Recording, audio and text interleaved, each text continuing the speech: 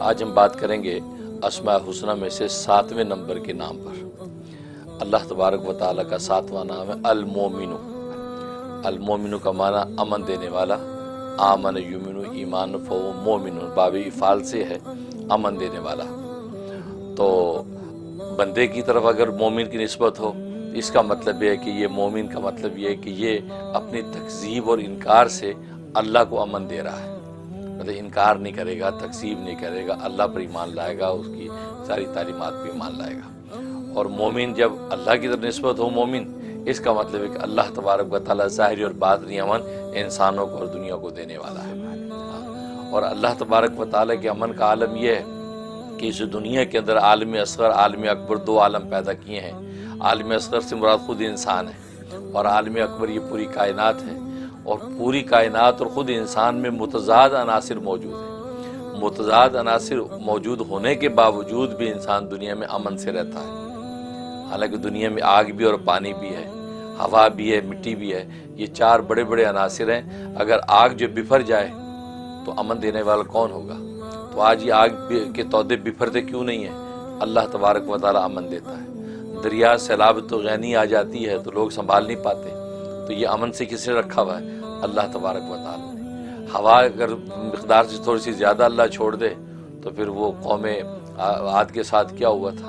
پٹک پٹک کے گرا، لیکن اللہ نے اس کو کنٹرول کر رکھا ہے۔ تو گویا کہ متضاد عناصر کو آپس میں ٹکرانے سے اور انسانوں پر حملہ آور ہونے سے روکنے والا کون ہے؟ اللہ ہے۔ تو متضاد عناصر کو کنٹرول کیا ہوا ہے۔ ورنہ آپ دیکھتے ہیں کہ تھوڑا سا بھی اگر بے اعتدالی ہوتی ہے تو آگ اگر لگتی ہے تو جنگل کے جنگل کھا جاتی ہے، انسانوں کے بس میں نہیں آتی۔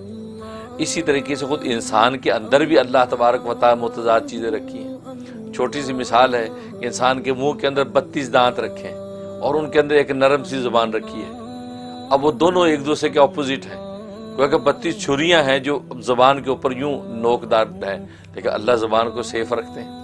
ہاں، اور اگر کبھی زبان آ جائے دانت کے نیچے انسان کی کوتاہی سے تو کیا عالم ہو جاتا ہے۔ اور اگر لمحہ بہ لمحہ ہی آتی رہے تو کیا بنے گا؟ تو یہ چھریاں جو ہے وہ کاٹتی نہیں زبان کو۔ اس کا مطلب ہے کہ امن کون دے رہا؟ اللہ دے رہا ہے، ہر چیز کو اپنے قاعدے میں رکھتا ہے۔ اس لیے المومن ہے وہ مومن ہے کہ وہ ظاہر کے باطن کے سارے امن کے خزانے اسی کی ذات سے آتے ہیں۔ اسی وجہ سے شہروں کے اندر امن ہو، تو اسی وجہ سے ابراہیم علیہ السلام نے سب سے پہلے مکہ شہر کا امن مانگا۔ اللہم اجعل ھذا البلد آمنا، اے اللہ اس مکہ شہر کو امن والا بنا دے۔ حالانکہ اس وقت تو شہر تھا ہی نہیں، وہ تو جنگل بیابان تھا، لیکن یہ کیا مطلب گویا کہ اس پہ 2 دعائیں کر دیں۔ ایک تو اس جگہ کے شہر ہونے کی دعا کر دی، اللہ اس کو شہر بنا دے، آباد کر دے، دنیا آئے اور جائے، رونقیں لگ جائیں۔ دوسرا امن والا بھی ہو۔ تو دیکھو شہر کا امن جو ہے یہ اصل میں شہر کی اصل روح ہے۔ اگر شہر ہو اور امن نہ ہو تو پھر وہ شہر نہیں ہے، وہ تو ویرانہ ہے۔ اور یہ بد امنی اگر جو ہے اللہ تبارک و تعالی اعتدال سے ہٹا دے تو جنگل کے وہ وحشی جانور جو انسانوں کی ہلاکت کا باعث ہیں وہ تو شہروں میں گھس کے انسانوں کو ہلاک کریں۔ اور آج کورونا وائرس کے حوالے سے آج خبریں آپ نے سنی کہ بینکاک کے اندر اور جناب وہ ہانگ کانگ کے اندر، فلپائن کے اندر جو جنگل کے جانور سڑکوں پہ آ گئے، شیر جو ہے وہ شہروں کے اندر گھس گئے، بندروں کی قطاروں کی قطاریں آ گئیں۔ کیوں کہ لاک ڈاؤن کی وجہ سے لوگ گھروں میں ہیں، تو جو جانور وحشت زدہ ہو گئے کہ یار سناٹا کیوں ہے، تو وہ شہروں میں گھس گئے۔ اب اسی طرح روز گھس جایا کریں تو انسان کس سے بچے گا؟ یہ امن کون دیتا؟ اللہ۔ اللہ نے ہر مخلوق کو، ہر ایک کو اپنے اپنے مقام پہ ایسے الہام کر رکھے ہیں کہ وہ مخلوق بس اپنے کام میں لگی رہتی ہے، وہ سوچتی نہیں کہ میں شہروں میں جا کے بدامنی کروں۔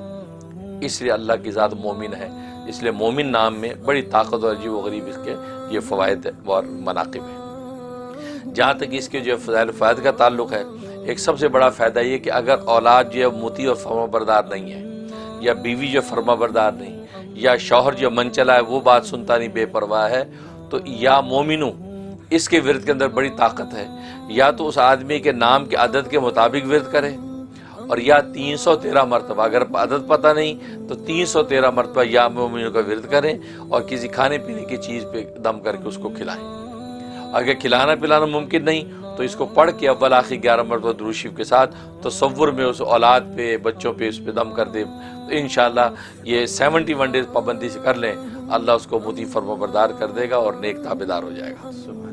یہ بہت بڑی ضرورت ہے آج کے زمانے میں. بچے قابو میں نہیں آتے، منہ زور ہیں، تو یہ زبردست اس میں تاثیر. اور دوسرا اس کا یہ ہے کہ انسان سفر میں جاتا ہے تو اس کو ایک خوف اور دہشت رہتی ہے کہ یار پتہ نہیں پیچھے کیا حالات بنیں گے، آگے کیا ہوگا، پتہ نہیں کامیابی ہوگی کہ نہیں. پھر دوران سفر، خاص طور جہاز کے سفر میں بہت سے لوگوں کو جہاز پر بیٹھنے سے انزائٹی ہوتی ہے کہ یار پتہ نہیں جہاز گری نہ جائے، کوئی پرابلم پیش نہ آ جائے جیسے واقعات. تو یہ ایک ایسا فوبیا انسان کو ہو جاتا ہے. اس کے لیے اس میں بڑی طاقت ہے کہ یا سلام یا مومنو، یا تو کثرت سے وہ دوران سفر پڑھتا رہے، اور یا یہ کہ وہ 500 دفعہ یا سلام یا مومنو گھر میں پڑھ کے جائے، اول آخر 11 مرتبہ درود شریف کے ساتھ دم کرے. بس انشاءاللہ خیریت سے جائے گا، خیریت سے آئے گا، بالکل کوئی بال بیکا نہیں کر سکتا. بہت بڑی بات ہے، بہت پیس آف مائنڈ کی بات. پیس آف مائنڈ، بالکل. کیونکہ جو مومن ساری کائنات کے ذرے ذرے کو امن دیتا ہے تو آپ کے سفر میں محافظ نہیں ہوگا، یقین امن دے گا.